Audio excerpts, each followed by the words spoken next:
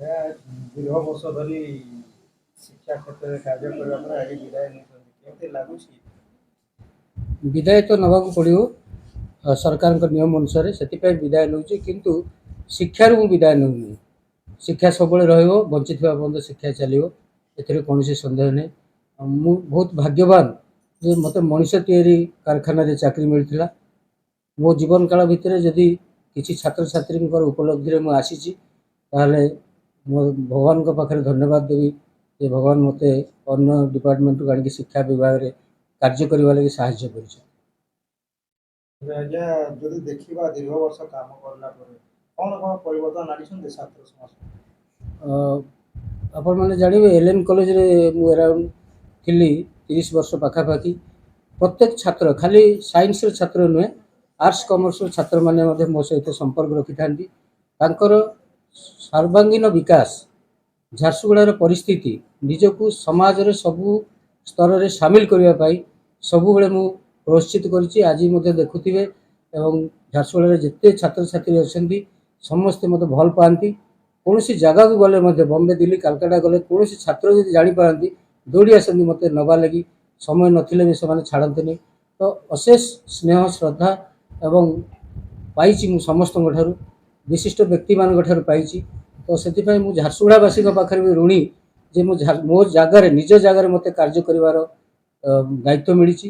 ଆଉ ସବୁଠାରୁ ବଡ଼ ଉପଲବ୍ଧି ମୋର ହେଲା, ଏଲ୍ଏନ୍ କଲେଜରେ ଯାହା ତ ମୁଁ କରୁଥିଲି, କିନ୍ତୁ ଏଠି ଓମେନ୍ସ କଲେଜରେ ଯେଉଁ 14 ମାସ ପାଇଁ ମୋତେ ପ୍ରିନ୍ସିପାଲର ଦାୟିତ୍ୱ ଦିଆଗଲା, ସେଇ ପିରିୟଡ଼ରେ ମୁଁ ଛାତ୍ରୀମାନଙ୍କର ଯାହା ଆବଶ୍ୟକ ଥିଲା ତାକୁ ପୂରଣ କରିବା ଲାଗି ଚେଷ୍ଟା କରିଛି।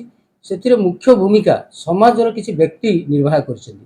ସମାଜକୁ ଆମେ ସ୍କୁଲ ସ୍ତରରେ ଆଣିକି, କଲେଜ ସ୍ତରରେ ଆଣିକି ପହଞ୍ଚାଇବା, ଲୋକଙ୍କୁ ଯୋଡ଼ି ହେବା, ଏଇ କାମଟା ମୁଁ କରିଛି। ସେଥିରେ ମୋତେ ସମସ୍ତେ ସାହାଯ୍ୟ କରିଛନ୍ତି। ଆପଣ ଆଜି ଦେଖୁଛନ୍ତି ଆମ କଲେଜରେ 7ଟା ପୂଜା ଲାଗି ମୂର୍ତ୍ତି ସ୍ଥାପନ କରାଯାଇଛି।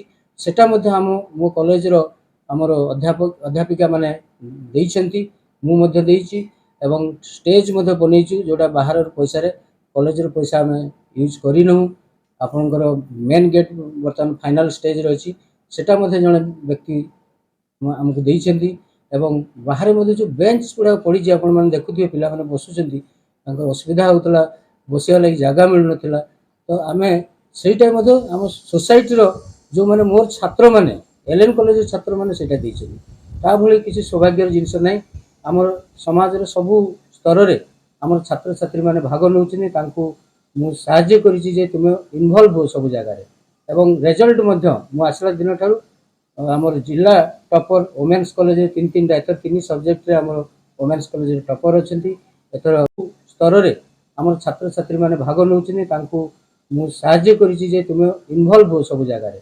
ଏବଂ ରେଜଲ୍ଟ ମଧ୍ୟ ମୁଁ ଆସିଲା ଦିନଠାରୁ ଆମର ଜିଲ୍ଲା ଟପର ଓମେନ୍ସ କଲେଜରେ 3ଟା, ଏଥର 3 ସବଜେକ୍ଟରେ ଆମର ଓମେନ୍ସ କଲେଜରେ ଟପର ଅଛନ୍ତି। ଏଥର ଫାଷ୍ଟ ହିନ୍ଦୀ ବିଭାଗର ଅଂଶୁ କୁମାରୀ ସିଂ ରଖିଛନ୍ତି। ଏମିତି ବହୁତ ଉପଲବ୍ଧି ଅଛି। ଆଉ ପିଲାମାନେ ସବୁବେଳେ ଆମେ ଜାଣିବା କଥା ଯେ ଯେଉଁମାନେ ବି ମୋର ଅଛନ୍ତି ସହକର୍ମୀମାନେ, ତାଙ୍କୁ ଅନୁରୋଧ କରିବି, ଯେହେତୁ ଆପଣମାନେ ମଣିଷ ତିଆରି କାରଖାନାରେ କାମ କରୁଛନ୍ତି, ମଣିଷକୁ ସର୍ବାଙ୍ଗୀନ ବିକାଶ କରିବାରେ ଖାଲି ପାଠ ପଢ଼େଇଲେ ହେବନି, କ୍ଲାସରୁମ୍ ଟିଚିଂ ନୁହେଁ, ତାଙ୍କୁ ବାହାରେ ମଧ୍ୟ ତାଙ୍କର ସମସ୍ୟା, ବର୍ତ୍ତମାନ ସାମାଜିକ ସମସ୍ୟା ଯେଉଁଟା ଆସୁଛି, ତାକୁ ଗୋଟେ ଶିକ୍ଷକ ଚାହିଁଲେ ସବୁ ସ୍ତରରେ ପରିବର୍ତ୍ତନ ଆଣିପାରିବ। ଏବଂ ମୁଁ ମଧ୍ୟ ଚେଷ୍ଟା କରେ ଆମ ସମାଜରେ, ଝାରସୁଗୁଡ଼ାରେ ଯେକୌଣସି ସଭା ସମିତି ଯେଉଁ ଜାଗାରେ ହେଉ, ଯେଉଁଠି ମୋର ଛାତ୍ରଛାତ୍ରୀମାନେ ଥାଆନ୍ତି, ତାଙ୍କୁ ସବୁବେଳେ ମୁଁ କିଛି କହିବାକୁ ଚେଷ୍ଟା କରେ। ଏବଂ ନିଜେ ମଧ୍ୟ କାମ କରିବାକୁ ଭଲ ପାଏ। ଏଇ ଯେଉଁ କାମ ସବୁ ଦେଖୁଛନ୍ତି, ରାତି ଦିନ ଲାଗିକିରି ମୁଁ ଚେଷ୍ଟା କରିଛି, ମୁଁ ଯିବା ସମୟରେ ସେ କାମ ସବୁ ସାରିକି ଯିବା ପାଇଁ। ଶେଷ ଟାଇମ୍ରେ ଆପଣ ଛାତ୍ରୀମାନଙ୍କୁ କ'ଣ ବାର୍ତ୍ତା ଦେଇଛନ୍ତି? ମୁଁ ବାର୍ତ୍ତା ଦେବି, ସମୟ ବହୁତ ବଳବାନ, ସମୟ ହେଉଛି ବଡ଼ ଶିକ୍ଷକ। ସେଇ ଯେଉଁ ଶିକ୍ଷକ ଅଛି, ସମୟ ଆଗେ ପନିସମେଣ୍ଟ ଦିଏ, ତାପରେ ଶିକ୍ଷା ଦିଏ। ଆମେ ଶିକ୍ଷା ଦେଉ, ବର୍ଷ ଶେଷରେ ରେଜଲ୍ଟ ନେଉ। ତେଣୁ ସମୟର ଯଦି ସଦୁପଯୋଗ ଆମେ କରିବା, ତାହେଲେ ଆମେ ନିଶ୍ଚୟ ସମାଜରେ ପ୍ରତିଷ୍ଠିତ ହେବା। ଏବଂ ଆମର ଯେଉଁ ଆଶା ଆକାଂକ୍ଷା ଅଛି, ଆମେ ପରିବାର ପାଇଁ, ସମାଜ ପାଇଁ, ଆମ ଅଞ୍ଚଳ ପାଇଁ ଯଦି କିଛି କାମ କରିବା ଲାଗି ସବୁବେଳେ ମନରେ ଧାରଣା ରଖିବା, ତାହେଲେ ନିଶ୍ଚୟ ଆଗକୁ ଆମ ସମାଜର ପରିବର୍ତ୍ତନ ଆସିବ। ସେ ଧାରାରେ ଆମ ସମସ୍ତଙ୍କୁ ନେଇକି ଯାଇପାରିବା। ସମସ୍ତେ ବ୍ୟକ୍ତି ସାମାଜିକ ପ୍ରାଣୀ, ତେଣୁ ସମାଜ ସହିତ ସବୁବେଳେ ବ୍ୟକ୍ତି ବଞ୍ଚିଲେ ଭଲ ହେବ। ଏଇଟା ମୋର ଛାତ୍ର